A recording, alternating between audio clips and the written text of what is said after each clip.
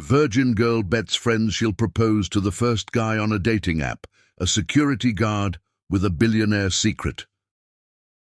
Dear Heavenly Father, bless the readers of Mr. Peter stories with your love, peace and healing. Fill their lives with joy, guide their steps and surround them with your grace. Amen. How was the last story, my beautiful family? If you loved it, type yes in the comments. I promise I'll do my best to surprise and satisfy you with this one. Watch till the end. I have something special in store for you. Let's begin.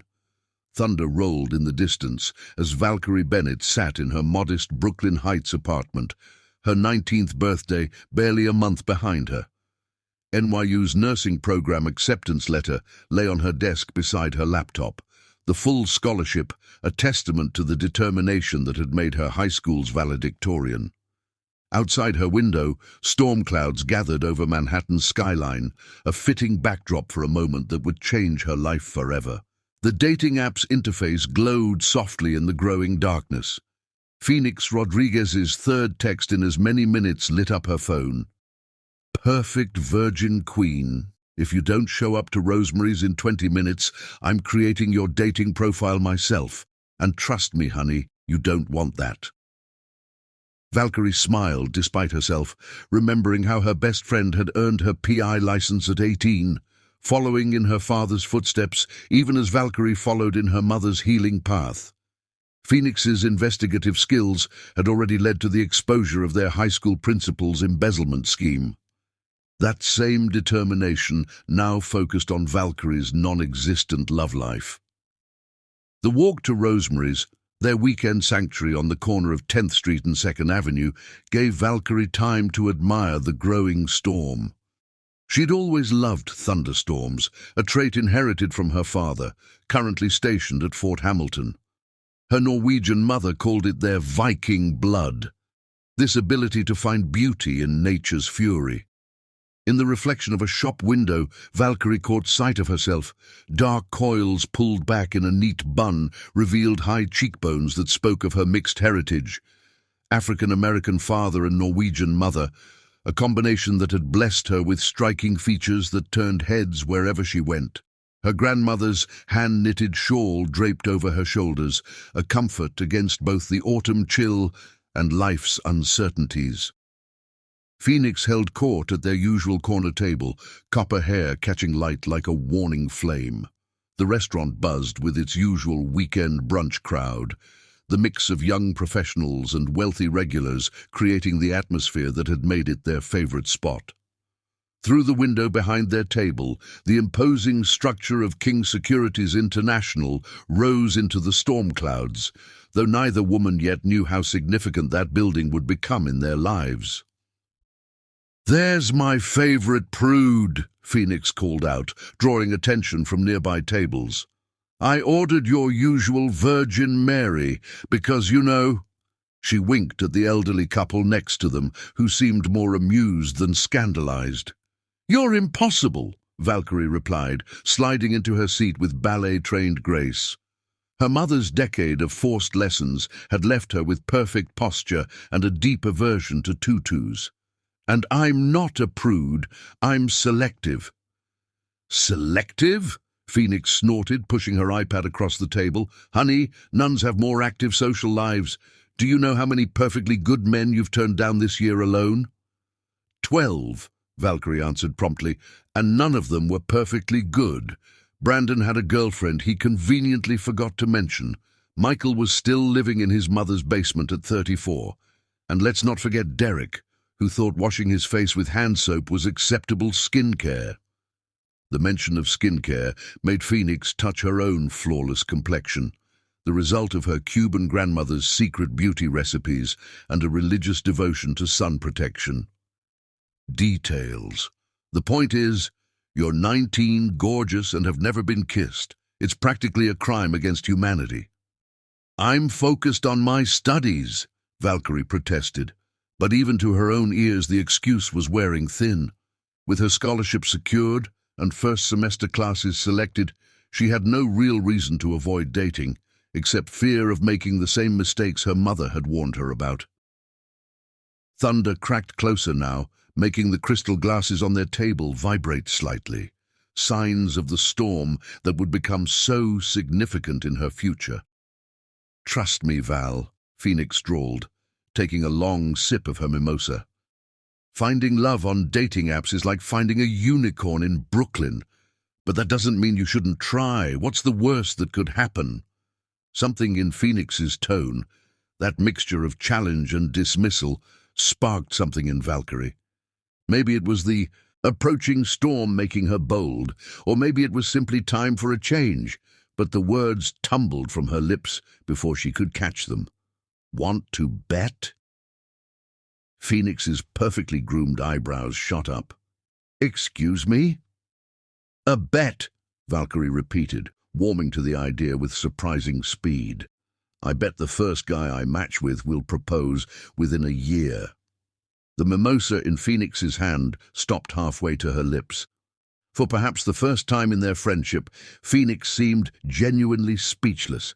Then she nearly choked on her drink, laughter bubbling up like the champagne in her glass. "Honey, you can't be serious. The first match? Do you know what kind of creatures lurk on these apps?" But Valkyrie was serious.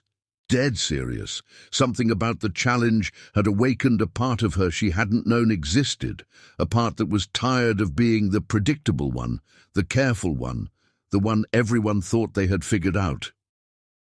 "If I'm right," she said, her voice carrying the same determination that had earned her that full scholarship, "you pay for the entire wedding." Phoenix's eyes glittered with mischief. "And if you're wrong? I'll let you make over my entire wardrobe and social media presence. No complaints, no restrictions. Deal." Phoenix extended her manicured hand across the table. "But we're doing this right now. Give me your phone." 20 minutes and 3 rejected profile pictures later, Valkyrie's dating profile was live. Phoenix had insisted on writing the bio, though Valkyrie had managed to negotiate down from virgin queen seeking her king to a more dignified old soul seeking genuine connection. Nursing student by day, dreamer by night, show me something real. Back in her apartment that evening, Valkyrie sat cross-legged on her bed, surrounded by textbooks she should have been studying and a cup of chamomile tea going cold on her nightstand. The dating app's interface glowed softly in the dimness of her room, each potential match feeling like a step closer to either triumph or humiliation. Then she saw him. Case Stone, 40, security personnel. His profile picture wasn't the usual gym selfie or carefully staged photo. Instead, it showed him in his uniform, a slight smile playing at the corners of his mouth as he looked away from the camera. Something about his eyes, dark, intense, yet somehow gentle, made her pause. His bio was refreshingly simple. Seeking genuine connections in a world of artificial ones. Her finger trembled over his profile. The age gap was significant, and Phoenix would probably have a field day with the security guard angle. But something about him called to her.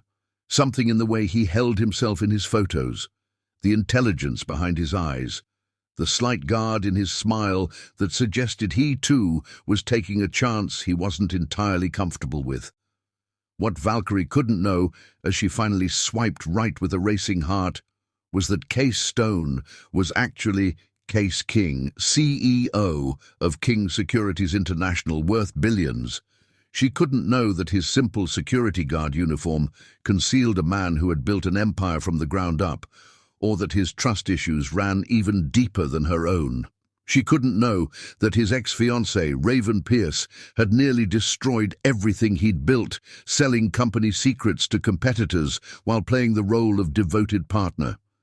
She couldn't know that behind his carefully constructed profile lay a man determined to find someone who would love him for himself, not his empire.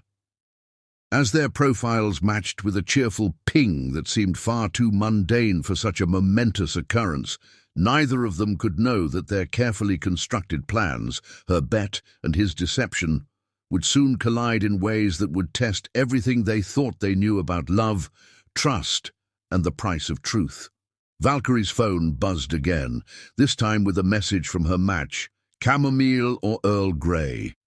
She smiled, fingers hovering over the keyboard. Something about the question felt right, as if he'd somehow known she'd been drinking tea. Chamomile, she typed back. Always chamomile. His response came quickly. A woman who knows what she wants. Coffee tomorrow. As Valkyrie agreed to meet at Marco's Coffee and Tea near King Securities, she couldn't hear Phoenix's delighted cackle from across Brooklyn, couldn't see Case in his penthouse office removing his tie and planning his costume for tomorrow, couldn't know that her simple bet was about to set in motion a chain of events that would change not just 2 lives, but create 4 new ones. Thunder rumbled overhead, nature's own accompaniment to this first chapter of an extraordinary love story. The stage was set, the players were in position, and somewhere in the vast tapestry of New York City, destiny was laughing at how perfectly imperfect its plan had turned out to be. Chapter 2. First Impressions. Marco's Coffee and Tea occupied the ground floor of a historic building, directly across from King Securities International's imposing glass tower. The morning sun caught the metallic KSI logo at the tower's peak, creating a halo effect that seemed to bless the streets below. Valkyrie arrived 20 minutes early, a habit inherited from her military father that had served her well throughout her academic career. Her emerald wrap dress, purchased with her first nursing scholarship stipend, made her brown skin glow like polished bronze in the morning light streaming through the cafe's floor-to-ceiling windows. The dress had been a battle won. Phoenix had pushed for something more revealing, but Valkyrie had insisted on elegance over allure. Through the sweeping windows, New York City pulsed with its usual frenetic rhythm, but inside Marco's, time seemed to move differently. The scent of freshly ground beans and warm pastries created an atmosphere of intimate possibility, exactly the kind of place where life-changing moments might unfold. Her phone buzzed with Phoenix's latest text. "Remember, if he's a serial killer, I've got your location tracked. Also, I ran a basic background check on Case Stone. Employment records show he's been with King Securities for 15 years. At least he's stable." Valkyrie smiled at her friend's protectiveness. Phoenix's PI instincts never rested, though she'd missed the biggest secret of all.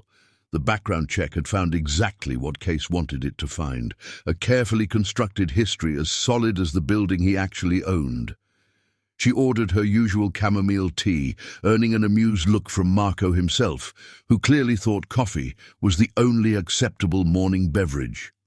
The Italian owner had been serving the building's employees for 3 decades, though he didn't know one of his regular security guards was actually his landlord. The ceramic mug warmed her hands as she chose a table near the window, positioned so she could see both entrances. Another habit from her father. Always know your exits. The morning light played across the table's polished surface, creating patterns that reminded her of last night's storm.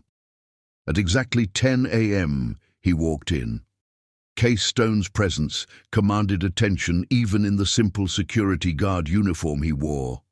Tall enough that he had to duck slightly through the doorway, broad-shouldered but not bulky, he moved with the fluid grace that spoke of martial arts training rather than gym-built muscle. His dark hair was cut short, professional, with just enough silver at the temples to make him look distinguished rather than aged. What struck her most were his eyes, deep brown with flecks of gold, scanning the cafe with practiced efficiency before landing on her. Those eyes held intelligence, warmth, and something else, something that made her breath catch and her heart skip in a way no textbook had prepared her for. Through the window behind him, Dominic Walsh, King Securities' actual head of security, watched from the lobby with carefully concealed concern.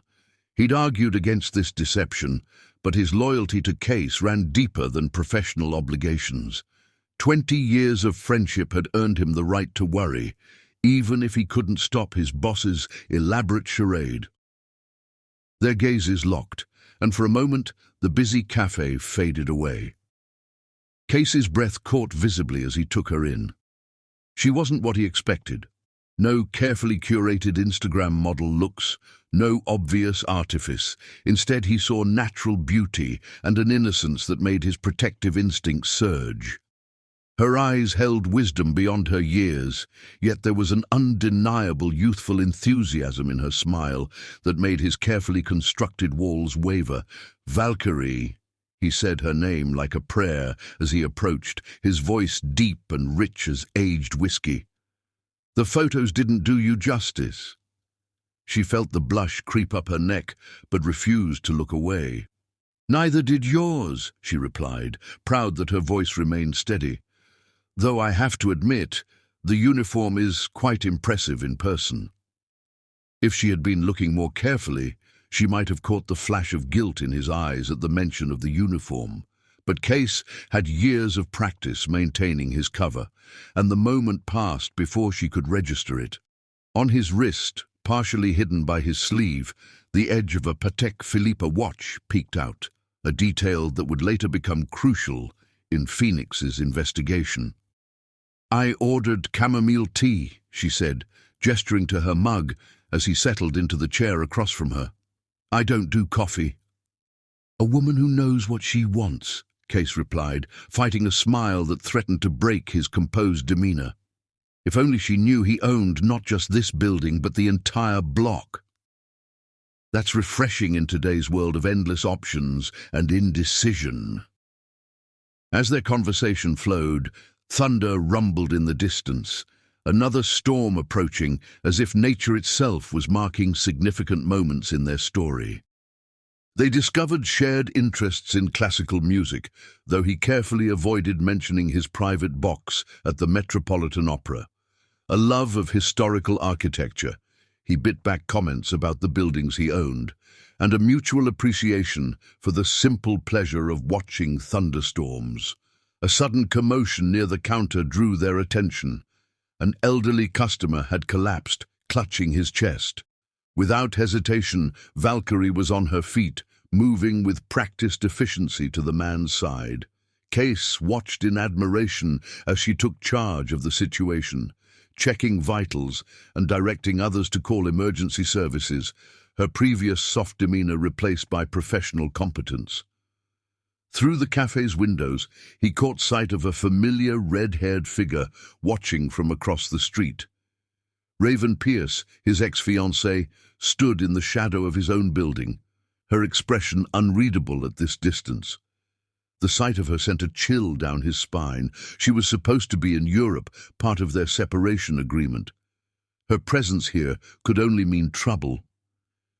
When the paramedics arrived, praising Valkyrie's quick thinking and calm handling of the situation, Case felt something shift inside him. This wasn't just physical attraction or intellectual compatibility. This was something deeper, more dangerous to his carefully constructed plans. They exchanged numbers, promised to meet again, and parted ways outside the cafe. As Valkyrie walked toward her afternoon classes, Case watched her go, already knowing he was in far deeper than he'd planned. In his real office, 40 stories above, a stack of billion-dollar contracts awaited his signature, but for the first time in his life, business was the furthest thing from his mind. The autumn sun continued its journey across the sky, warming the spot where they had parted ways, while destiny wove its threads tighter, drawing them inexorably toward a future filled with thunder, lightning, and the kind of love that defies all careful planning. Chapter 3. Dancing with Secrets. In the 3 weeks since their first meeting, casual coffee dates had evolved into daily encounters with the natural progression of a river finding its course.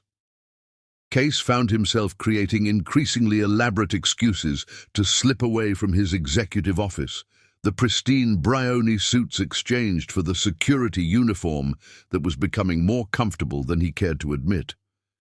The irony wasn't lost on him. How his deception was leading to the most honest connections he'd had in years. From his penthouse office on the 50th floor of King's Securities International, Case watched Valkyrie approach the building, her graceful figure easily distinguishable even from such a height. She carried her signature brown paper bag, their lunch no doubt homemade as always. Today's would be turkey with spicy mustard. She'd texted him earlier about finding the perfect blend at a specialty shop in Brooklyn. "Sir," Dominic cleared his throat from the doorway, "the Beijing merger call is in 10 minutes. The potential $8 billion deal."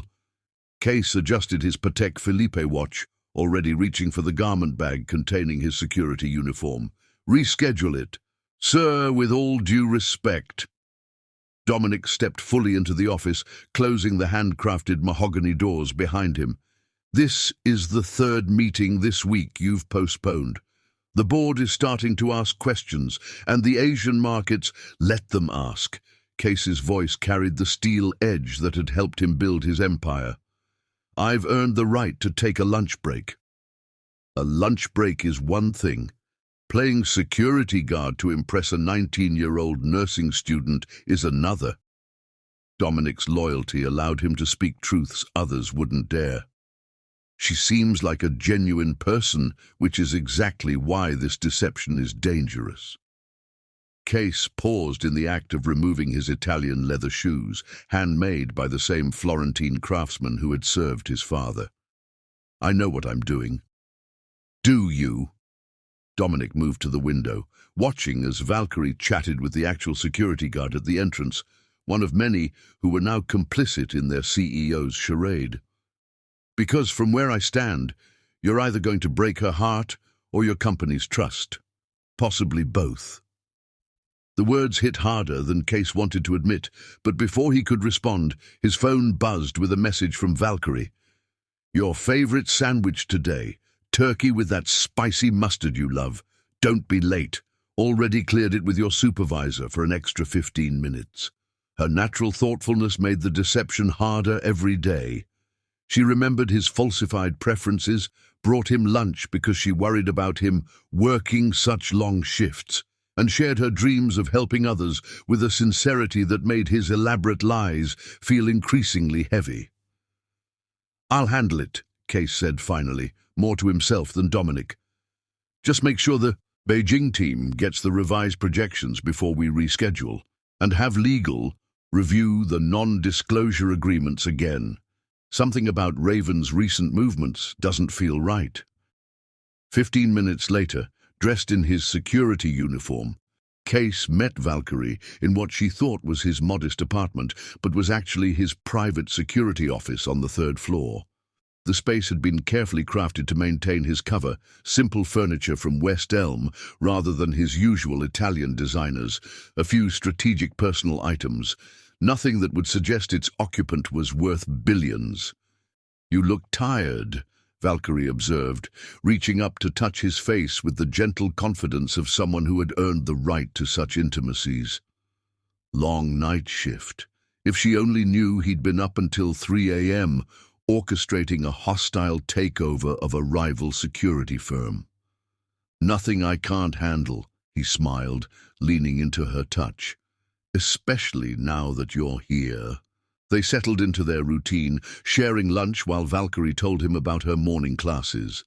Today she was particularly animated about a new patient care technique she'd learned, her hands moving expressively as she spoke. "It's fascinating how something as simple as positioning can make such a difference in patient comfort," she explained, her passion evident in every word. "My professor says I have a natural intuition for it. Actually—" She hesitated, then reached into her bag. "I've been working on something. A proposal for improving hospital security systems, especially in pediatric wards." Case's heart skipped as she pulled out a carefully prepared presentation. This was his area of expertise. King Securities had revolutionized institutional security systems worldwide. The temptation to reveal his knowledge warred with the need to maintain his cover. "May I?" he asked, accepting the papers with carefully concealed recognition. Her ideas were innovative, showing an understanding of both security needs and patient care that impressed even him. "This is remarkable." "You think so?" Her eyes lit up with hope. "I was thinking of submitting it to King Security's innovation program. They have this open submission policy for new ideas, and since you work there, you should definitely submit it," he encouraged, guilt churning in his stomach. He'd created that innovation program himself, wanting to nurture new talent in the industry. These ideas could make a real difference. Through the office window, a flash of red caught his attention. Raven stood across the street, her designer outfit out of place among the lunch crowd. She raised her phone, clearly taking photos, then disappeared into a waiting town car. "Is everything okay?" Valkyrie asked, noting his distraction. "Just thought I saw someone I knew." He deflected, turning back to her presentation. But inside, alarm bells were ringing. Raven's appearance meant trouble. She never did anything without a calculated purpose. Their lunch continued, filled with comfortable conversation and genuine laughter. Valkyrie shared stories about her pediatric rotation, her natural empathy shining through as she described helping a young cancer patient deal with treatment fears. Case found himself sharing carefully edited versions of his own experiences, drawing from his actual security background while omitting the executive perspective. As their time drew to a close, thunder rumbled outside, another storm approaching. These autumn storms had become like punctuation marks in their relationship, marking significant moments with nature's own dramatic flair. "I should get back to my rounds," he said reluctantly, though he actually needed to change for a board meeting. "Will I see you tomorrow?" "Actually," she smiled shyly, "I was hoping you might want to have dinner tonight. My place. I know it's not much compared to your apartment, but I make a mean chicken piccata." The invitation hung between them like a delicate thread of trust. Case knew he should decline. Every visit to her apartment increased the risk of his deception being discovered. But looking at her hopeful expression, he found himself nodding. "I'd love to," he said softly, meaning it more than she could know. What neither of them realized was that this evening would change everything, because at that very moment, Phoenix Rodriguez was putting together pieces of a puzzle that would soon shatter their carefully constructed world. And in her luxury apartment uptown, Raven Pierce was making a phone call to several board members, her red lips curved in a predatory smile as she set in motion events that would force every truth into the light. Chapter 4. Tangled Webs. Phoenix Rodriguez wasn't known for her subtlety. As she sat in majestic nails and spa, her keen eyes focused on her laptop screen, she thought about all the inconsistencies surrounding her best friend's supposedly simple security guard boyfriend. The afternoon sun streamed through the floor-to-ceiling windows, casting a warm glow on dozens of images she'd compiled.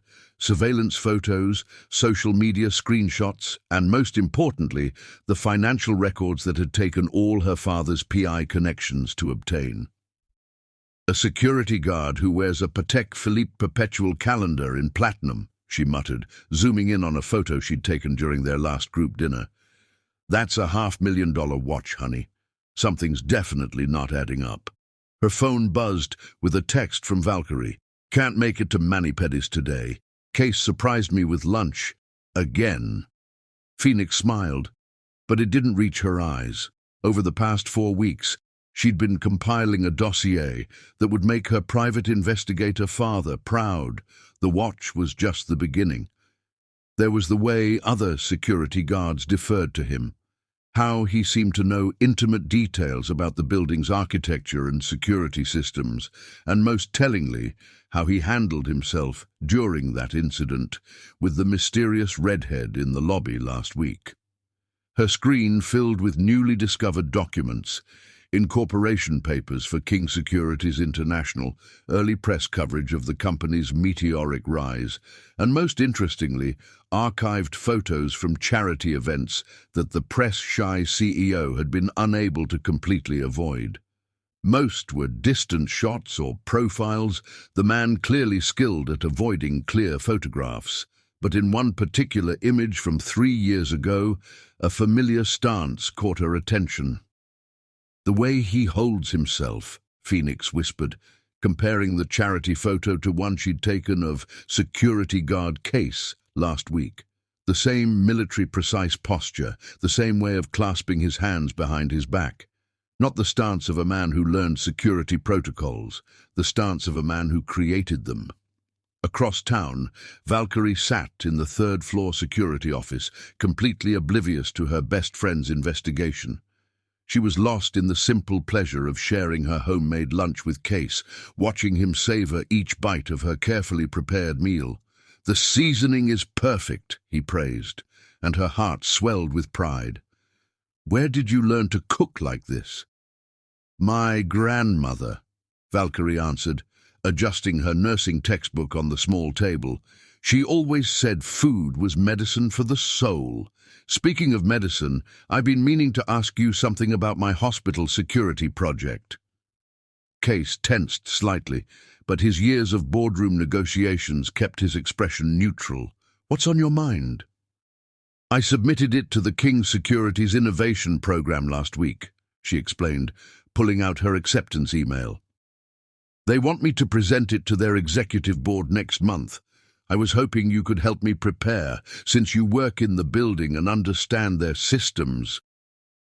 The irony of her request wasn't lost on him. His company had revolutionized hospital security systems across 3 continents, but he could only share the most basic information without revealing his true identity. Back at the nail salon, Phoenix had moved into the most secure part of her investigation. Her father's contacts had finally come through with information about King Security's recent corporate drama. The documents detailed a scandal involving corporate espionage centered around the CEO's ex-fiancée, a striking redhead named Raven Pierce. "Security breach, leaked trade secrets, messy separation," Phoenix read, her investigative instincts firing. "And now she's back in New York, right when the CEO starts playing dress-up? Not a coincidence." Her phone chimed with an alert from one of her monitoring programs. Someone was accessing King Security's employee records, specifically the file on Case Stone. A quick trace showed the source, Raven Pierce's private server. "Oh, honey," Phoenix murmured, watching the digital dance unfold. "You're not the only one who's figured it out." Meanwhile, in his actual office 40 floors above where Valkyrie thought he worked, Case was dealing with his own web of complications. Dominic stood before his desk, holding a report that threatened to unravel everything. "Sir, the board is insisting on a public appearance next month," Dominic explained, his usually stoic expression showing signs of stress. "The annual charity gala cannot be delegated this time. Your presence is mandatory." Case loosened his tie, the weight of his deception growing heavier by the day. The gala was one of New York's premier social events, heavily photographed and attended by everyone who was anyone in the business world. There would be no way to hide his true identity from Valkyrie if she attended, especially now that she was scheduled to present her project to the board. "What's worse," Dominic continued, "Miss Rodriguez has been making inquiries. She's more thorough than we anticipated. Our cybersecurity team flagged multiple attempts to access your real files." "Phoenix?" Case's hand stilled on his tie. "What kind of inquiries?" "She's been researching King Securities, specifically focusing on public appearances of our CEO.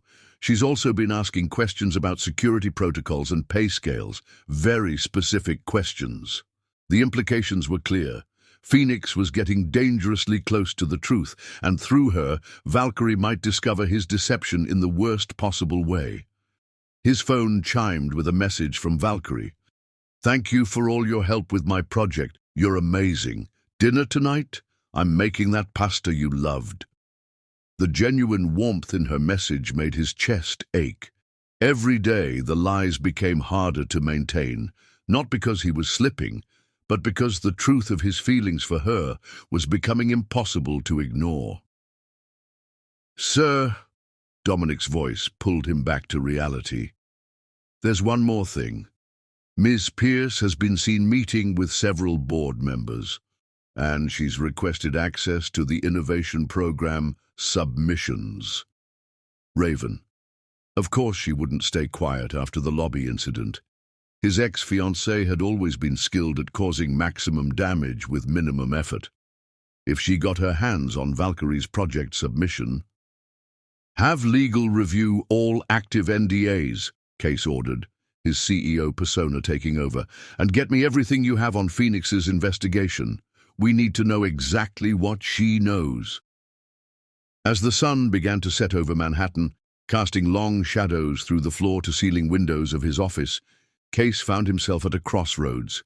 He could end the charade now, tell Valkyrie the truth, and hope she understood. Or he could try to maintain the deception until after the gala, buying time to find a way to reveal his identity on his own terms. Neither option guaranteed a happy ending. In her Brooklyn apartment, Valkyrie was adding the finishing touches to her hospital security presentation, her mind full of the sophisticated insights Case had shared. She'd never met anyone who understood both the technical and human aspects of security so thoroughly. It made her feel safe, protected, like she'd found someone who could guide her through the complexities of both her professional and personal life. Her phone lit up with a text from Phoenix. "Girl, we need to talk. Tomorrow, brunch, no excuses." Something about her friend's tone made Valkyrie pause. Phoenix could be dramatic, but there was an urgency in her message that felt different from her usual flair for the theatrical. As night fell over the city, the web of secrets and lies grew more tangled. Phoenix, armed with her growing evidence and mounting suspicions. Case, trapped between his love for Valkyrie and the empire he'd built. And Valkyrie herself, standing unknowingly at the center of it all, about to discover that sometimes the greatest deceptions come from those we trust most. Chapter 5. Shadows of the Past Raven.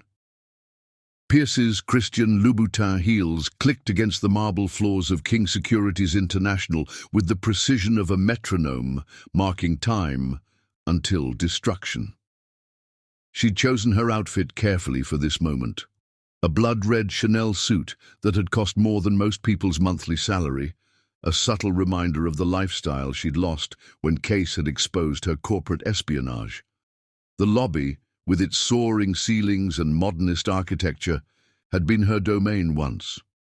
Now, she moved through it like a ghost of ambitions past, turning heads not with the authority she'd once wielded as almost Mrs. King, but with the dangerous grace of someone with nothing left to lose. The morning sun, streaming through the floor-to-ceiling windows, caught the ruby pendant at her throat, Case's first gift to her, now worn as a reminder of all she'd lost, and all she planned to take back. In her Hermes bag, she carried proof that would shatter his carefully constructed fairy tale with the naive nursing student. "Miss Pierce," the receptionist's voice trembled slightly, recognition and fear warring in her eyes. "You don't have an appointment." "Darling," Raven purred, leaning over the desk with practiced intimidation. "I never needed one before. Tell Case his past has come to collect." Before the receptionist could respond, a familiar figure caught Raven's eye. The young woman from the social media photos, walking through the lobby with a casual confidence that made Raven's blood boil. Valkyrie Bennett, according to her investigation, carried a homemade lunch in one hand and a stack of medical textbooks in the other, completely unaware she was about to walk into a carefully laid trap. Raven had spent weeks planning this moment, gathering intelligence on Case's latest infatuation. a 19-year-old nursing student playing house with a man she thought was a simple security guard. The irony was almost too delicious. "Excuse me," Raven called out, her voice carrying across the lobby with theatrical precision. "You must be Valkyrie. I've heard so much about you." Valkyrie turned, her natural grace evident even in that simple movement. Up close, Raven had to admit the girl possessed a raw beauty that made her own carefully curated perfection seem artificial in comparison. No designer labels, no obvious makeup, just an innate elegance that couldn't be bought. "I'm sorry," Valkyrie responded with genuine politeness. "Do I know you?" "Not yet," Raven smiled, all teeth and warning. "But we have someone in common. How is Case these days? Still playing dress-up in that adorable security uniform?" The confusion that flickered across Valkyrie's face was genuine, and for a moment Raven almost pitied her. Almost. "I think there's been a mistake," Valkyrie said carefully, her nursing training kicking in as she assessed the situation. Something about the woman's stance spoke of barely contained aggression. "The only mistake," Raven stepped closer, her voice dropping to a conspiratorial whisper, "is thinking that Case King would ever be satisfied with Ms. Pierce." Dominic's voice cut through the tension like a blade. He materialized between the women with the silent efficiency that made him invaluable to Case. "Your appointment is this way." But Raven had accomplished what she came for. The seed of doubt had been planted in Valkyrie's mind. She saw it in the slight furrow of the young woman's brow, the way her fingers tightened on her textbooks. "We'll talk again," Raven promised as Dominic led her away. "When there are fewer guard dogs around." Valkyrie stood rooted to the spot, her mind racing. King. The woman had started to say king. Before she could process the implications, Case appeared, still in his security uniform, concern etched on his features. "Are you all right?" he asked, his hand ghosting over her elbow in a protective gesture that had become familiar. "I saw Raven approach you." "You know her?" Valkyrie's voice was steadier than she felt. "She's someone from the past," Case answered carefully. "Someone who caused a lot of trouble here a while back. Don't let her get to you." Meanwhile, in the executive elevator that required special clearance, Raven stood beside Dominic, her satisfaction radiating like expensive perfume. "He won't thank you for this," Dominic said quietly. "Oh, I don't expect gratitude." Raven examined her perfect manicure. "Just devastation. He destroyed my reputation in the industry. It's only fair I destroy his little fantasy romance." "You sold company secrets to competitors," Dominic reminded her. "You nearly cost hundreds of people their jobs." "Details," Raven waved dismissively. "The point is, Case King doesn't get to play Prince Charming while I play villain. If he wants a war of reputations, I'll give him one." In his real office, Case watched the security footage of the lobby encounter with growing dread. Raven had always been skilled at psychological warfare, and he recognized the calculated precision of her attack.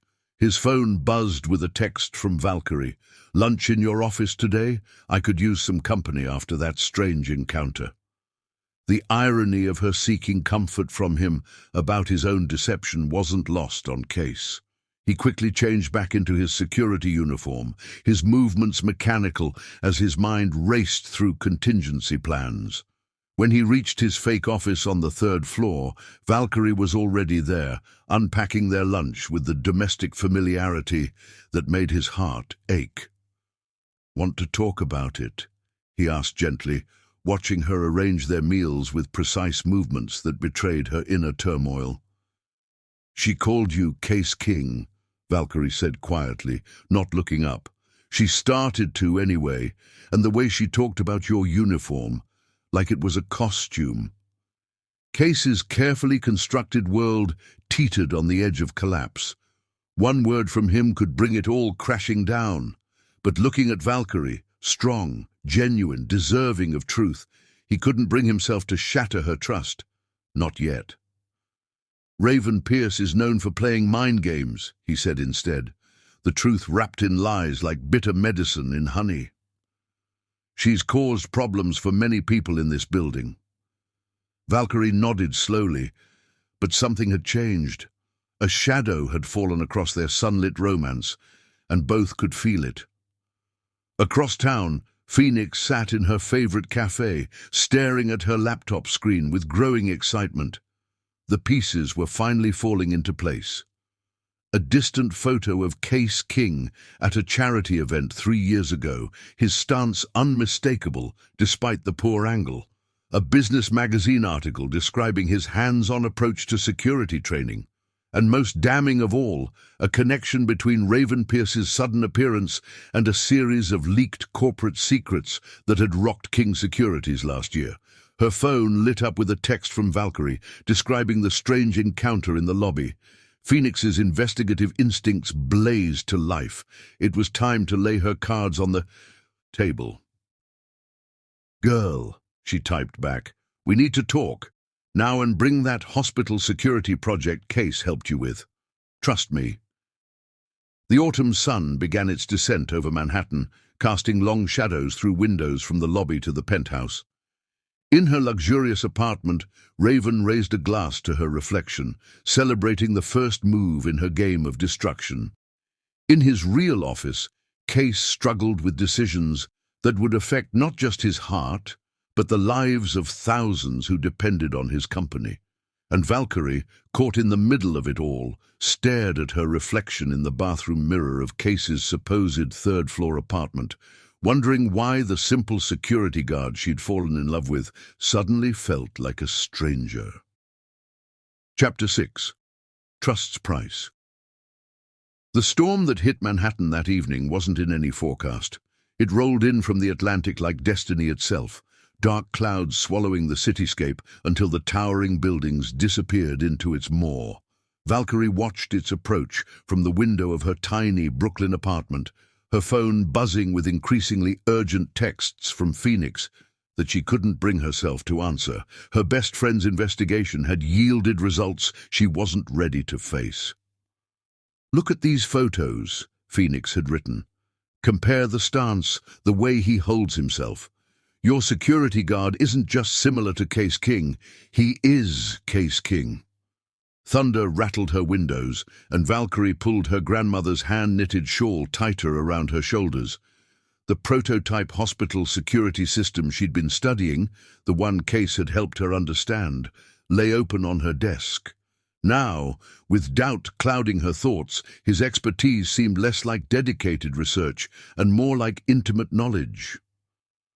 Her phone lit up again, this time with his name, Case. "The storm's getting worse." His deep voice carried concern when she answered. "Where are you?" "Home," she replied, watching lightning split the sky. "I'm fine. You don't sound fine." A pause filled with static and things unsaid. "Let me come get you." She should say no, should listen to Phoenix's warnings, should demand answers about Raven's cryptic comments. Instead, she heard herself say, "Okay." 20 minutes later, a black SUV pulled up outside her building. Not a security guard's vehicle, she noted distantly, the kind of car that cost more than her entire nursing school education. Case stepped out, and even through the rain-streaked window, she could see he was still in his uniform. The sight made her heart ache with confused longing. Thunder cracked overhead as she hurried to the car, the rain soaking through her light jacket. Case held the door for her, and she slid into leather seats that smelled expensive, another detail that didn't fit his supposed salary. "My place is closer," he said, as they pulled away from the curb. "We can wait out the storm there." The drive was quiet, filled with the rhythmic swish of wipers and the rumble of thunder. Valkyrie watched his profile, searching for signs of the CEO Phoenix claimed him to be. The strong jaw, the aristocratic nose, the natural authority in his bearing. How had she not seen it before? The security office on the 3rd floor was dark when they arrived, lit only by the storm's electrical display through the windows. Case moved with familiar ease through the space, finding candles and matches without hesitation. "The backup generators should kick in soon," he said, setting out the candles. The flame's glow softened his features, making him look younger, more vulnerable. "Are you cold?" She was shivering, her clothes damp from the brief dash through the rain. Without waiting for her response, he disappeared into what she assumed was his bedroom, returning with a soft sweater that looked cashmere. "I've never seen you wear this," she observed, running the luxurious fabric between her fingers. "I save it for special occasions," he replied, and something in his tone made her look up sharply. Their eyes met in the candlelight, and the air between them changed. All the questions, all the doubts, seemed to recede like the tide, leaving only the undeniable pull between them. "Case," she whispered, and his name held all the confusion and longing in her heart. He moved closer, his hand coming up to cup her face with infinite tenderness. "You're shivering, not from the cold." The confession hung between them like suspended lightning, illuminating truths neither was ready to face. His thumb traced her cheekbone, and she leaned into his touch. Her body making decisions, her mind was still debating. "I've never—" She started, then stopped, embarrassed. "I know." His voice was rough with emotion. "We don't have to do anything. Just being here with you is enough." But it wasn't enough. Not tonight, with thunder shaking the building's foundations and truth trembling on the edge of revelation. She rose on her tiptoes, pressing her lips to his with all the courage she possessed. The kiss started gentle, a question rather than a demand. Then lightning flashed, thunder crashed, and something broke loose between them. Case pulled her closer, one hand tangling in her hair while the other splayed across her lower back, pressing her against him like he feared she'd disappear. Her hands found their way under his uniform shirt, encountering smooth skin and hard muscle. He groaned into her mouth, the sound sending shivers down her spine that had nothing to do with the cold. "Wait!" He pulled back slightly, his breathing ragged. "Are you sure? With everything that's happening?" She silenced him with another kiss, pouring all her complicated emotions into the connection. Yes, there were questions. Yes, there were doubts. But in this moment, with rain lashing the windows and thunder shaking the walls, she wanted to trust her heart over her head. Their clothes fell away like autumn leaves, each layer revealing new truths. The scars on his chest that spoke of more than security work, the birthmark on her hip that made him pause in reverence. When they finally came together, it was with a tenderness that brought tears to her eyes. Outside, the storm raged on, but in their candle-lit sanctuary, they created their own weather. His touches were like lightning, her sighs like summer rain. They moved together with increasing urgency, building toward a crescendo that crashed over them like thunder. Afterward, wrapped in expensive sheets that definitely hadn't come from a security guard's salary, Valkyrie traced patterns on his chest, while Case played with her hair. The candles had burned lower, casting dancing shadows on the walls. "I should tell you something," he began, his voice heavy with what could only be confession. But before he could continue, both their phones buzzed simultaneously. Case reached for his first, his face changing as he read the message. "What is it?" Valkyrie asked, propping herself up on an elbow. "There's been a security breach," he said, already reaching for his clothes. "I have to go check on something." She watched him dress quickly, efficiently, noting how he seemed to straighten into a different posture, more commanding, more CEO-like. Her own phone showed multiple missed calls from Phoenix and one text, "Found proof. Meeting tomorrow. No excuses." "Stay here," Case said, leaning down to kiss her forehead. "I'll be back as soon as I can." But as the door closed behind him, Valkyrie knew nothing would ever be the same. Their intimacy had changed everything and nothing. The questions remained, multiplied now by the tenderness he'd shown and the secrets she could feel him keeping. In his real office 40 floors above, Case stared at the security breach report with growing horror. Someone had accessed his private servers, downloading files that contained proof of his dual identity. The trace led back to a familiar IP address, Phoenix Rodriguez's private investigation firm. The storm continued its assault on the city, but the real tempest was just beginning. In her bed at home, Phoenix reviewed the evidence she'd gathered, preparing for the confrontation that would change everything. In her luxury apartment, Raven received confirmation that her planted evidence had been found. And in the security office on the 3rd floor, Valkyrie wrapped herself in Case's cashmere sweater, breathing in his scent and wondering if love was enough to bridge the chasm of lies between them. Thunder rolled across Manhattan like a warning drum, heralding a dawn that would bring with it revelations none of them were truly prepared to face. The price of trust was about to come due, and payment would be demanded in full. Chapter 7. Truth's Echo. The morning after their storm-swept night together dawned with brutal clarity. Valkyrie stared at the newspaper Phoenix had thrust into her hands, the headline screaming in bold type across the Wall Street Journal's front page.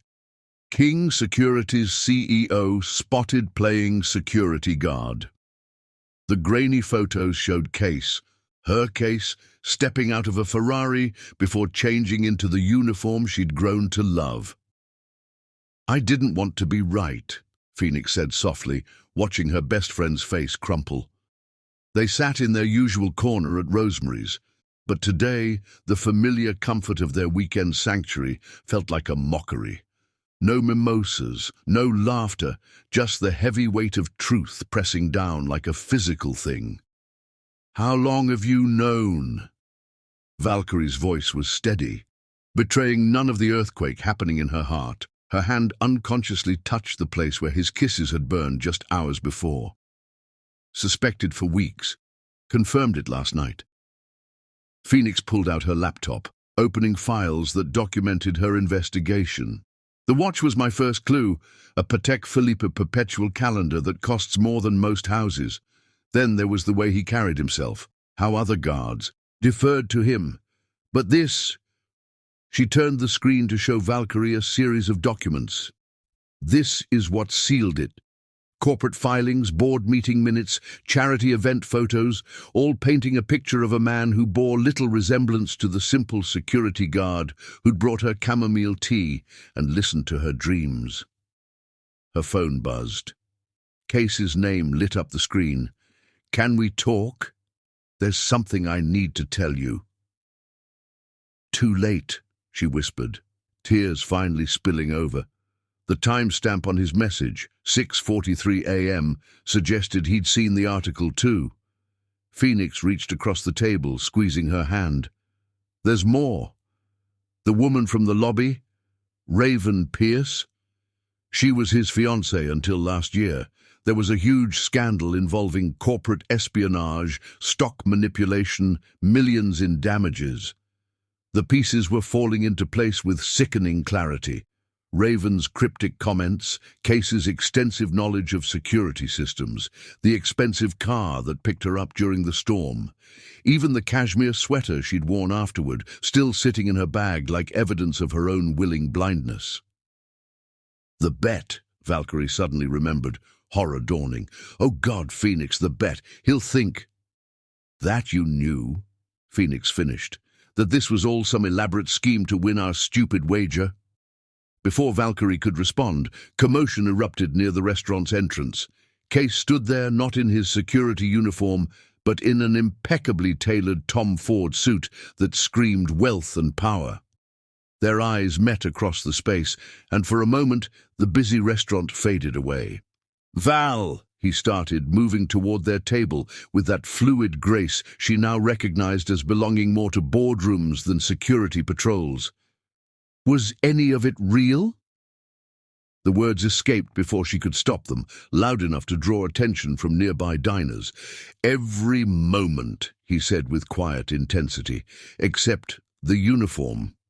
Phoenix stood, positioning herself between them like a copper-haired shield. Really?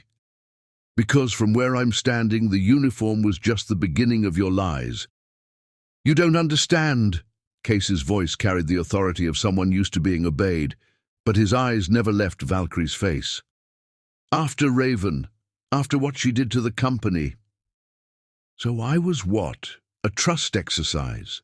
Valkyrie pushed back her chair, standing on legs that threatened to buckle. A way to prove not all women are gold diggers? No. The desperation in his voice almost made her believe him. Almost. You were unexpected, real. I just wanted to play pretend. She grabbed her bag, needing to escape before she completely broke down. Congratulations, Mr. King. Your security guard act was very convincing. Valkyrie, please. He reached for her, but Phoenix intercepted his hand. Back off, Phoenix warned. You've done enough damage. But it was the newspaper someone had left on a nearby table that delivered the final blow.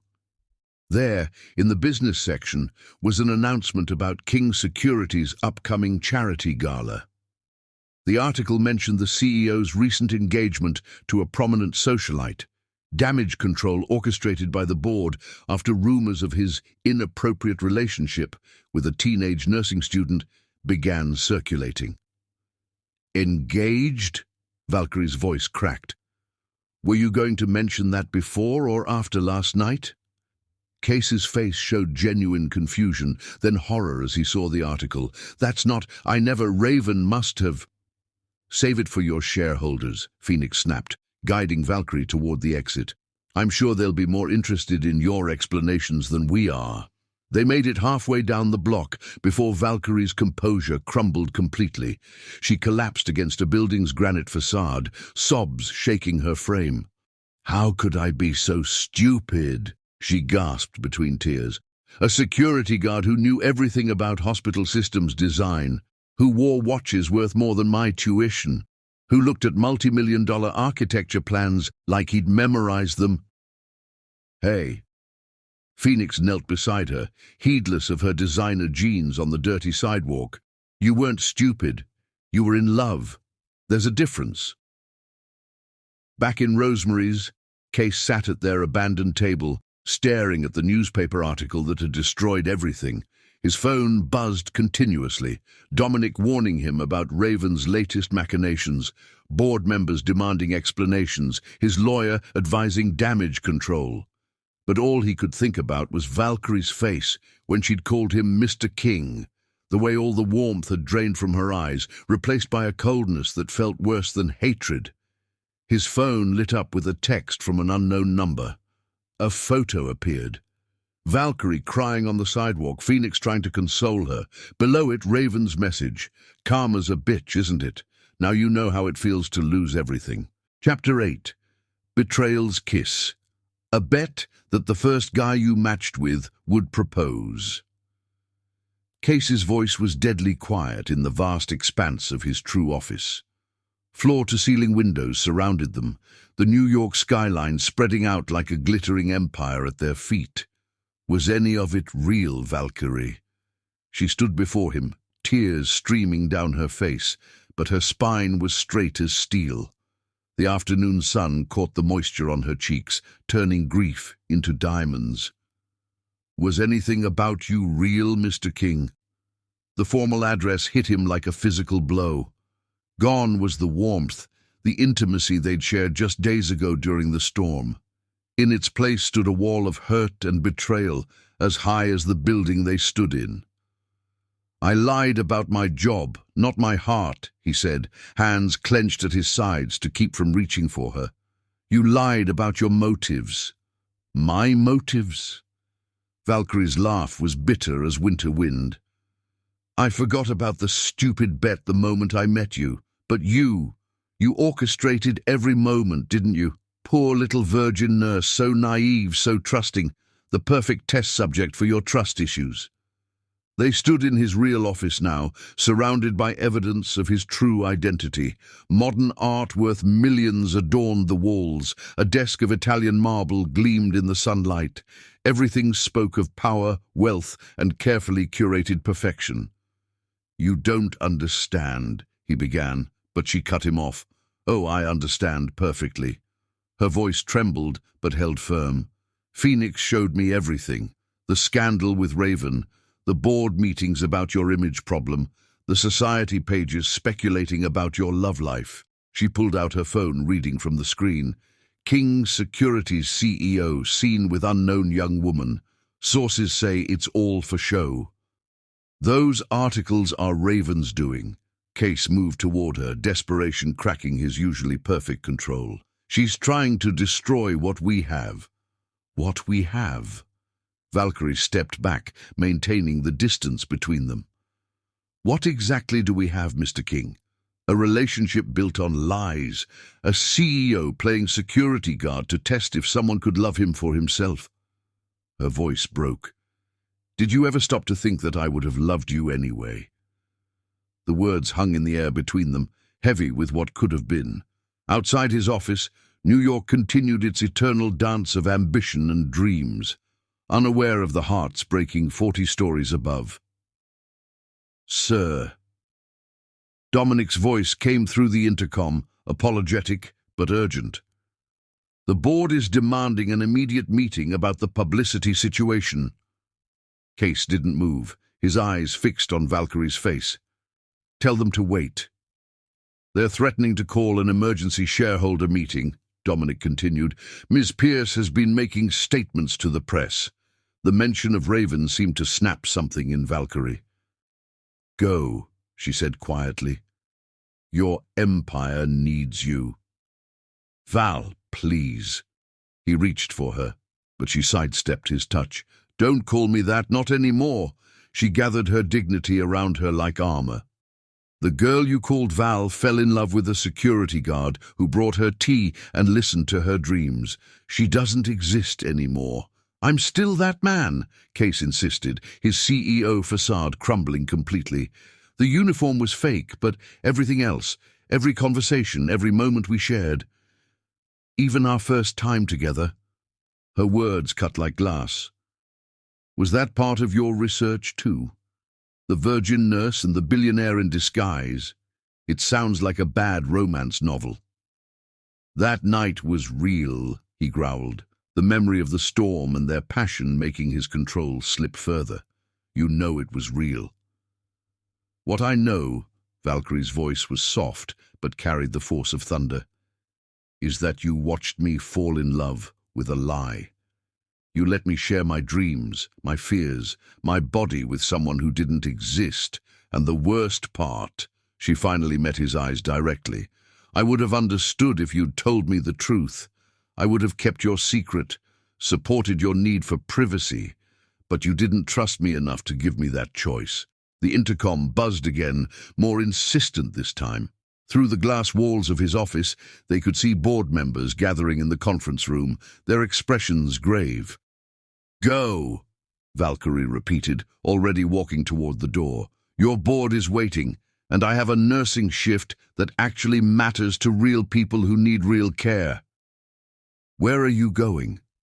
Case's voice held an edge of panic she'd never heard before. "To return something." She pulled out the key to his security office, the fake apartment where they'd shared so many real moments. "I won't be needing this anymore." "Keep it," he said quickly. "Please. That space. It's the only place I've felt real in years." She placed the key on his marble desk, the small sound echoing like a gavel falling.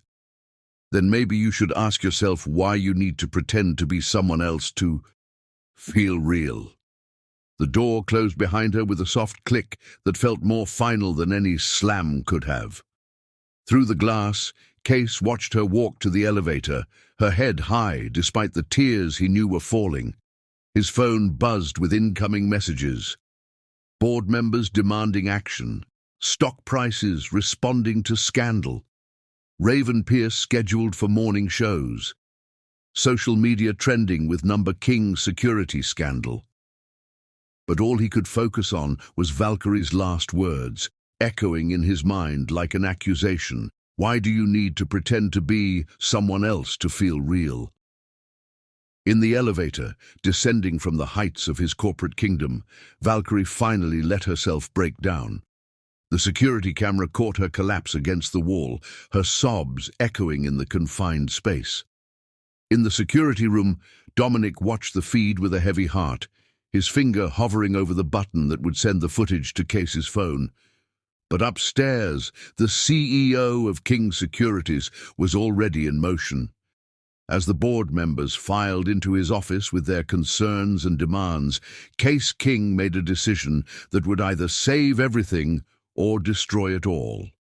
Ladies and gentlemen, he addressed the board with the authority that had built his empire, before we begin, there's something you need to understand. I'm in love with Valkyrie Bennett. And if protecting this company means losing her, then perhaps this isn't the company I want to run anymore. The gasps and protests faded into background noise as he watched Valkyrie's taxi pull away from the building. She was wrong about one thing. He didn't need to pretend to be someone else to feel real. He needed to be himself, fully and completely, for the first time in his life. The question was, would it be too late? Chapter 9. Pride's folly weeks passed like falling leaves, each day carrying away another piece of what they'd built together. Valkyrie threw herself into her nursing studies with an intensity that worried even her professors. Sleep became a luxury she couldn't afford, because in dreams he was still just Case, the security guard who brought her tea and looked at her like she was his entire world. The hospital's pediatric ward became her sanctuary. Here, among the sick children who needed her complete focus, she could forget about billionaire CEOs and elaborate deceptions. Tonight, she sat beside 8-year-old Maya's bed, reading The Little Prince while monitoring the girl's vital signs. "Why is the prince so sad?" Maya asked, her small face serious beneath the colorful headscarf that covered her hair loss from chemotherapy. Valkyrie's throat tightened as she read the passage about taming and responsibility. "Because he loves his rose, but he's afraid it might not be real." "That's silly," Maya declared with the wisdom of children. "If you love something, it's real, even if it's not what you thought it was at first." Across town, in his penthouse office, Case King was drowning in his own form of sleepless dedication. Paperwork covered his desk, damage control reports, press releases, board meeting minutes. But his eyes kept drifting to the security feeds, searching for glimpses of her in the lobby, even though he knew she hadn't returned since that last confrontation. "Sir," Dominic entered with his usual quiet efficiency. "The board has accepted your conditions." Case looked up from the photograph he'd been staring at, Valkyrie in her emerald dress from their first coffee date, captured by the cafe's security cameras. "All of them?" "They'll drop the pressure for a public relationship with Ms. Pierce's cousin, allow you to handle the media situation your way, and maintain their support." Dominic paused. "As long as you prove this isn't another Raven situation." The comparison made Case's jaw clench. "Valkyrie is nothing like Raven." "I know that, sir." Dominic's voice softened with rare familiarity. "The question is, does she know how different she is?" The answer haunted Case as he left the office that evening, choosing to drive himself rather than take the usual car service. He found himself passing through her Brooklyn neighborhood just as he had every night for weeks. Her apartment window was dark. Another late shift at the hospital, he knew. From the security reports, he couldn't stop himself from reading. His phone buzzed with Phoenix's name, the first direct contact from Valkyrie's best friend since everything fell apart. "Before you hang up," Phoenix said quickly when he answered, "you need to know something. She's not eating, barely sleeping. She spends every free hour at the hospital volunteering for extra shifts in the pediatric ward." Case's hands tightened on the steering wheel. "Why are you telling me this?" Because I'm tired of watching two idiots destroy themselves over pride. Phoenix's voice carried the frustration of weeks. She forgot about the bet case. The moment she met you, it became real for her. And my deception? What about that? Oh, you're definitely an ass for that, Phoenix agreed readily. But here's the thing about Valkyrie. She doesn't care about money or status. Never has. You could have been a real security guard, and she would have loved you just the same. The truth of those words hit him like a physical blow. He'd been so focused on protecting himself from another Raven that he'd failed to see what was right in front of him. A woman who cared more about who he was than what he owned.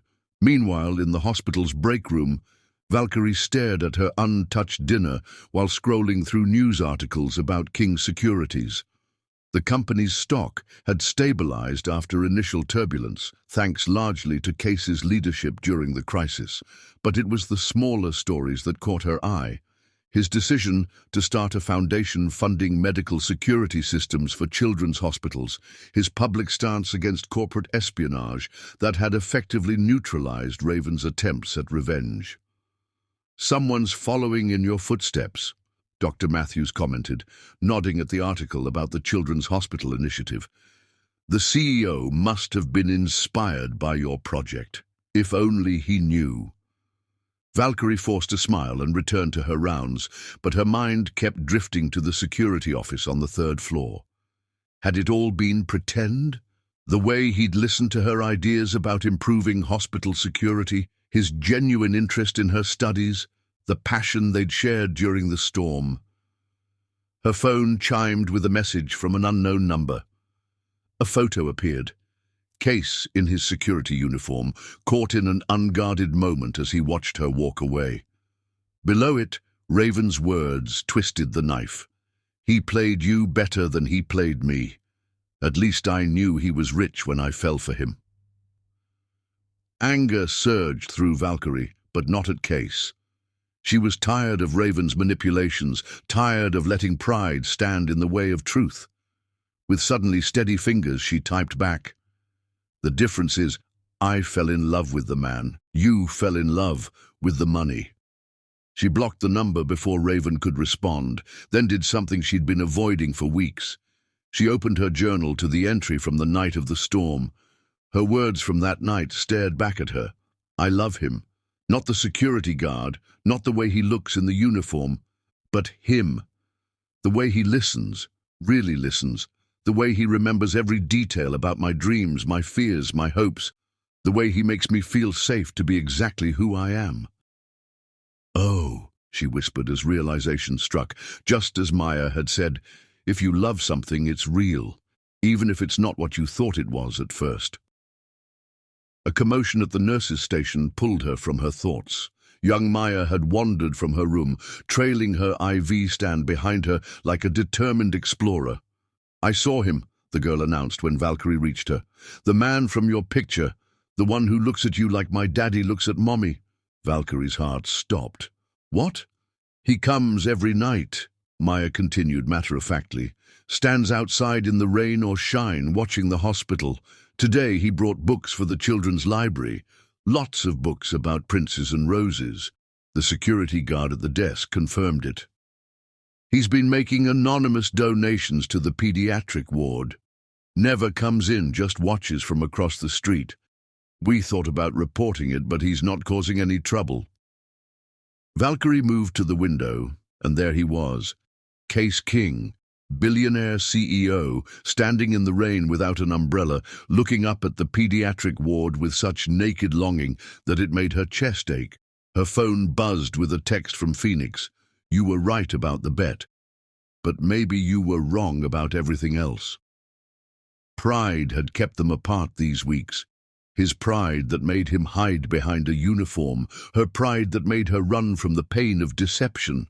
But as she watched him standing in the rain, as devoted in his guilt as he had been in his deception, Valkyrie realized something important. Love wasn't about being right. It wasn't about winning bets or maintaining perfect facades. Sometimes love was about being brave enough to be wrong, to be hurt, to be real. With hands that trembled only slightly, she picked up her phone and typed a message she'd been fighting for weeks. "The storm hasn't passed yet, but maybe we could weather it together this time. No uniforms, no bets, just us." Chapter 10. Love's Labor. Their reconciliation began where everything had started. Marco's coffee and tea. The morning light filtered through the same windows that had witnessed their first meeting.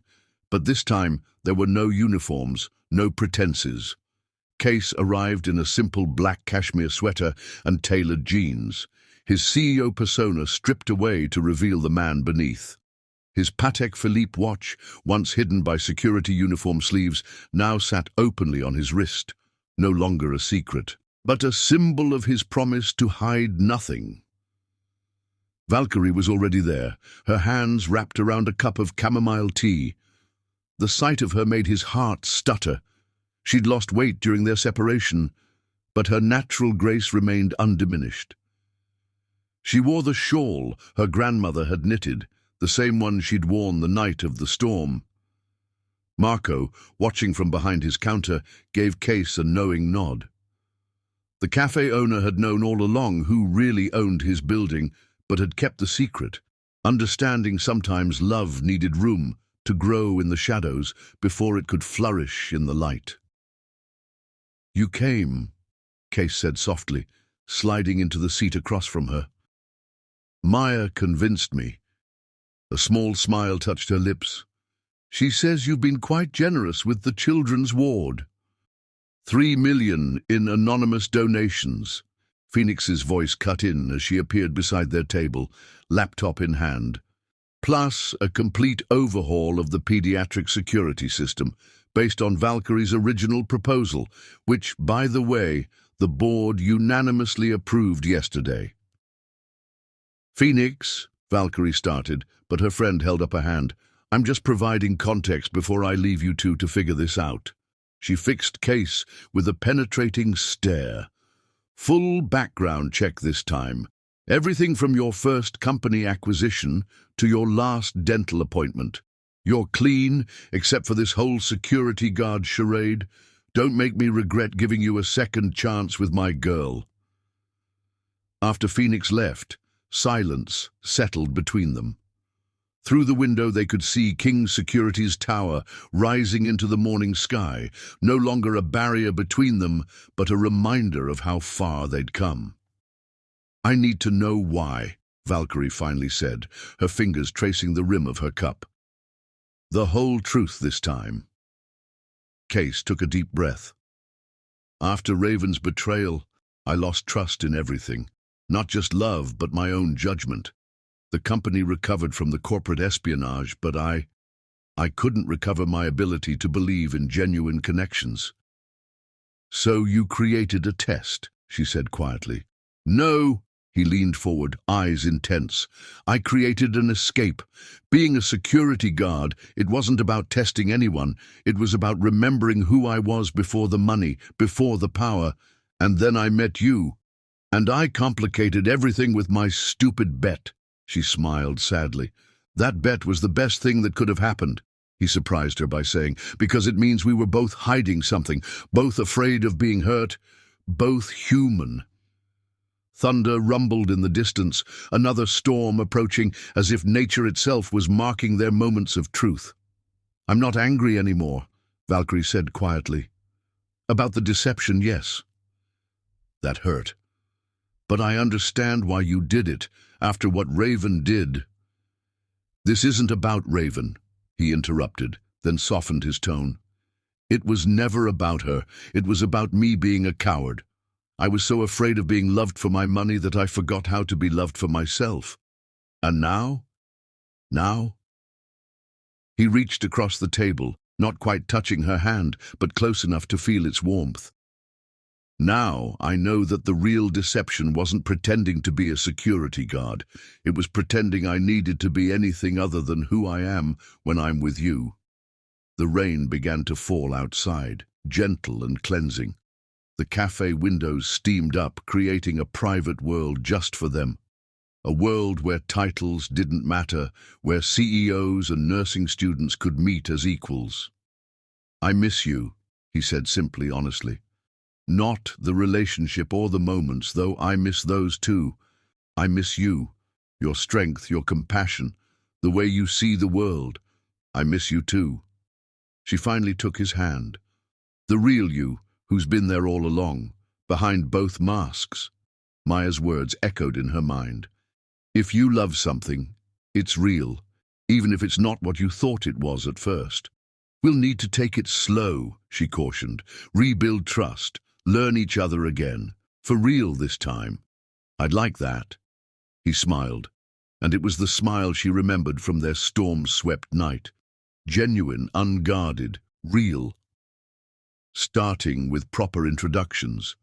He sat up straighter but kept his hand in hers. "I'm Case King, CEO of King Securities International, terrible at letting people see the real me, but trying to be better, and I'm completely, utterly in love with you."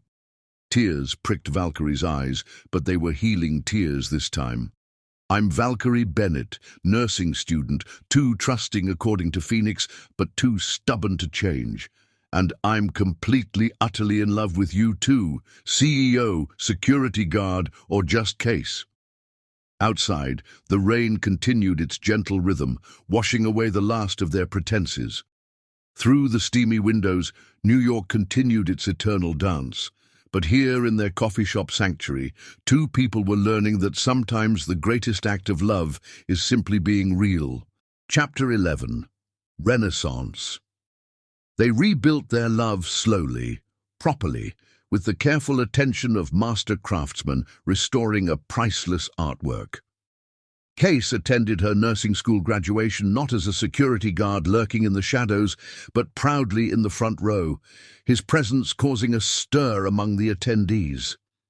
When Valkyrie's name was called, his applause was the loudest, matched only by Phoenix's enthusiastic whoops. The summer sun painted golden streaks across Valkyrie's dark skin as she accepted her diploma, her eyes finding Case's in the crowd. He'd never looked more handsome than he did in that moment, pride and love radiating from him like physical force. After the ceremony, he found her among the celebrating graduates, a bouquet of black roses in his hands, a reminder of how their love had bloomed from darkness into light.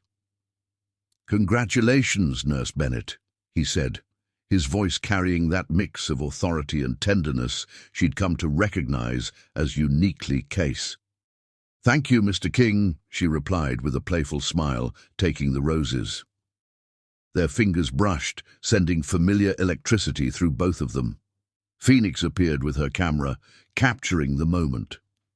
"Now this," she declared, showing them the photo, "is what a power couple looks like." The photo would later appear in society pages, but neither Case nor Valkyrie cared about the publicity anymore. They had learned that real love didn't need to hide, not in security uniforms, not in social expectations.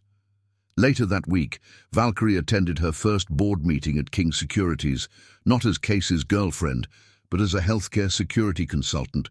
She stood before the board members in a professional dress that matched her confidence, presenting her innovations for hospital security systems. "The key," she explained, pointing to her diagrams, "is understanding that security isn't just about keeping threats out. It's about creating an environment where healing can happen safely."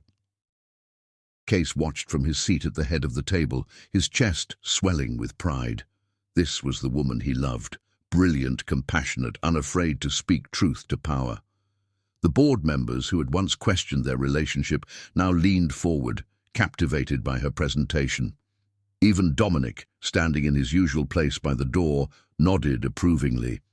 He'd become one of Valkyrie's strongest supporters, especially after she'd helped implement new safety protocols for the security team.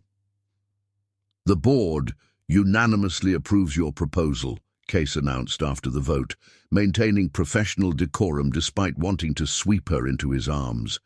"King Securities will begin implementing your pediatric security systems in hospitals nationwide." The victory celebration that evening was intimate, just the two of them in what had once been his fake security office on the third floor. They'd kept the space, transforming it into a private sanctuary away from the corporate world above. "Do you remember our first lunch here?" Valkyrie asked, curled against him on the couch that had witnessed so many of their early moments. "Every detail," Case replied, playing with her fingers. "You brought turkey sandwiches with that spicy mustard, wore that blue dress that made your eyes shine, talked about your dreams for improving patient care. I thought you were just being polite, listening to my ideas." She turned to face him. "I never imagined you were mentally taking notes for future business proposals." "I was mentally taking notes on everything about you," he admitted. "The way your nose crinkles when you're thinking hard, how you always check the exits in any room, your father's military training showing, the gentle way you handle everyone and everything except injustice." Their lips met in a soft kiss that held the promise of deeper passion, but they were interrupted by a knock at the door. Dominic entered with an urgent expression. "Sir, Ms. Pierce is making accusations on national television." They turned on the TV to find Raven in the middle of an interview, her practiced smile barely concealing her malice. "Of course, the relationship is just for show," she was saying. "Case King doesn't know how to be real with anyone. Ask his new girlfriend about the security guard uniform he wore to trick her." But instead of the scandal Raven hoped to create, social media exploded with support for the couple.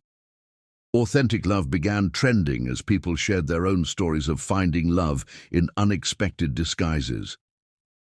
"She still doesn't understand," Valkyrie mused, watching Raven's interview with pity rather than anger. "Love isn't about appearances or positions. It's about seeing someone's soul and choosing them anyway."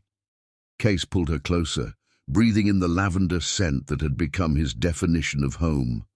"I choose you," he whispered against her hair. "Every day, in every way, I choose you." The next morning they faced the press together. Valkyrie wore her nurse's badge proudly next to the ID that identified her as King Security's Healthcare Division Director. Case wore no disguises, just his truth. "Yes, I wore a security guard's uniform," he told the reporters. "Yes, I deceived the woman I love about my position. But in doing so, I discovered something important. Real love sees through every uniform, every mask, every pretense. And I'm fortunate enough to have found someone who saw me, truly saw me, even when I was hiding from myself."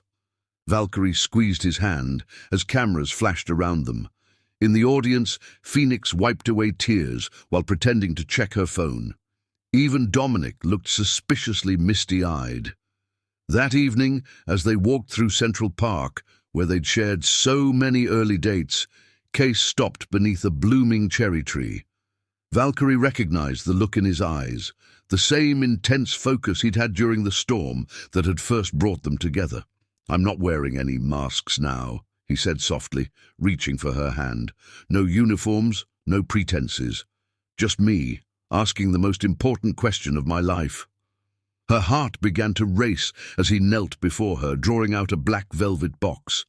Inside nestled a ring unlike any other, a black diamond set in platinum, as unique as their love story. "Valkyrie Bennett," he began, his voice steady despite the emotion shining in his eyes. "Will you marry me, not because of a bet, not because of who we pretended to be, but because of who we've become together?" The setting sun painted the sky in shades of promise as she gave him her answer, their love story proving that sometimes the biggest lies could lead to the greatest truths, and that real love was worth every complicated step that led to it. Chapter 12. Full Circle. 2 weeks after Case's Central Park proposal, the King Security's Autumn Gala transformed the building's 50th floor into a glittering wonderland.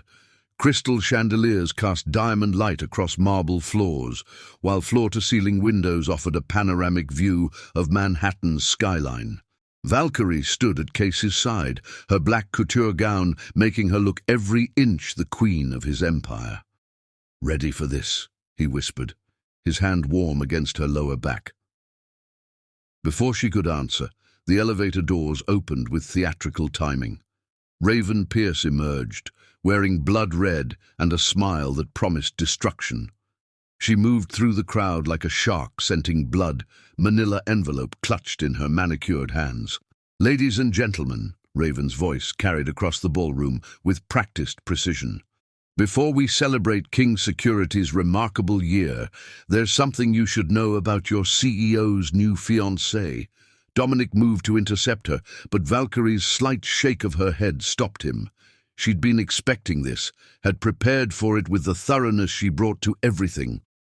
"These photos," Raven continued, projecting images onto the massive screen behind the podium, "show Ms. Bennett meeting with our biggest competitors.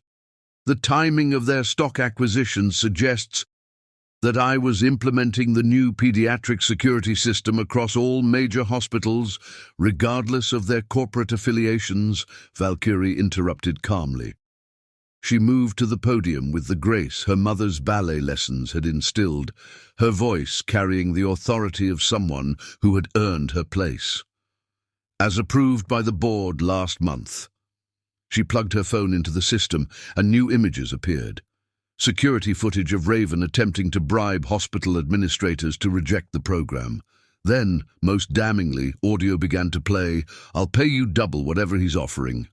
Raven's recorded voice echoed through the ballroom. "Just help me destroy their perfect little romance." By lying about corporate espionage. The administrator's voice was clear.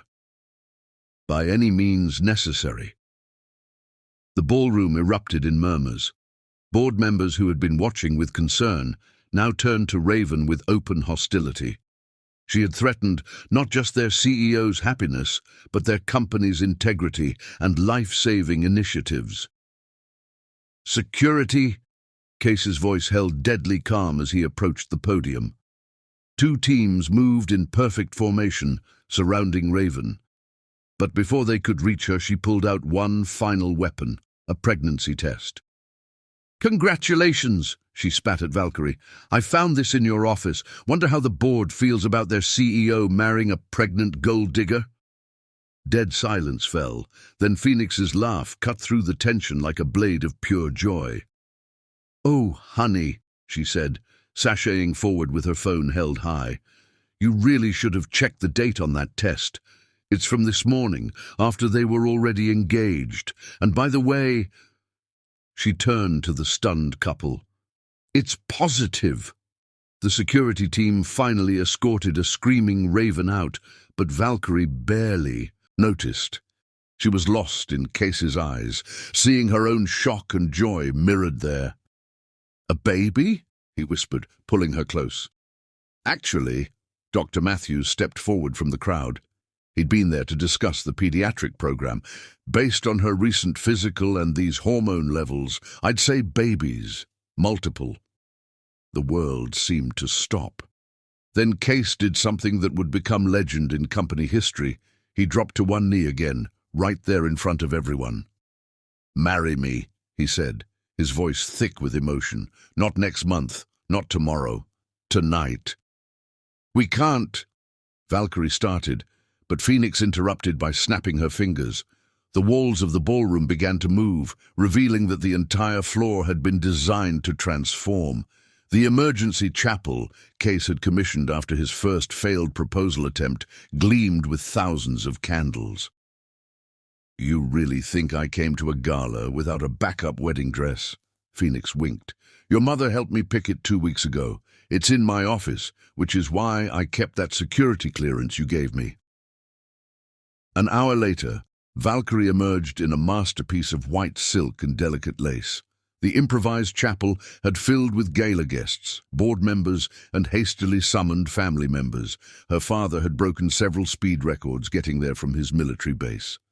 Then, just as they reached their vows, the power went out. Thunder crashed outside, an unseasonable storm rolling in from nowhere.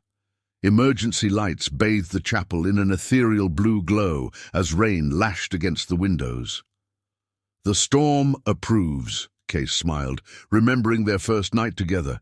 His hands were steady as he slipped the ring onto her finger.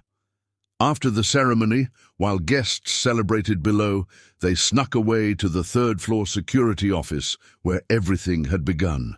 Dr. Matthews was waiting with portable ultrasound equipment.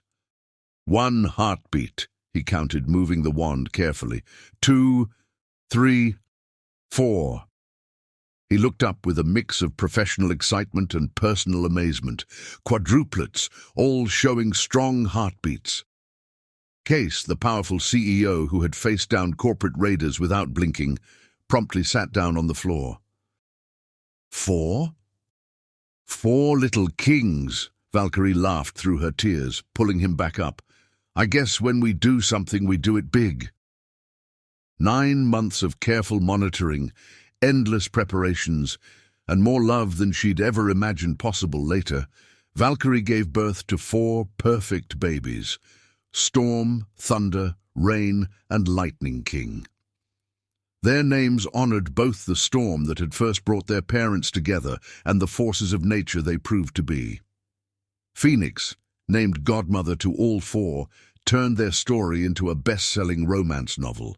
The King quadruplets became minor celebrities, their every milestone celebrated not just by their parents' empire, but by all the children's hospitals their mother's security systems protected. In their penthouse nursery, where a mural showed a thunderstorm transforming into a brilliant dawn, Case's old security uniform hung in a place of honor. Below it, a frame held 2 items. A simple cup from their first coffee date, and the nurse's badge that had started everything. Who would have thought, Valkyrie mused one night as they watched their miracles sleep, that a dating app, a silly bet, and a borrowed uniform would give us all this? Case pulled her close, his hand resting protectively over the place where their 4 hearts had first beat together. I knew the moment you ordered chamomile tea. Only my soulmate would be that uniquely, perfectly herself. Subscribe if you liked.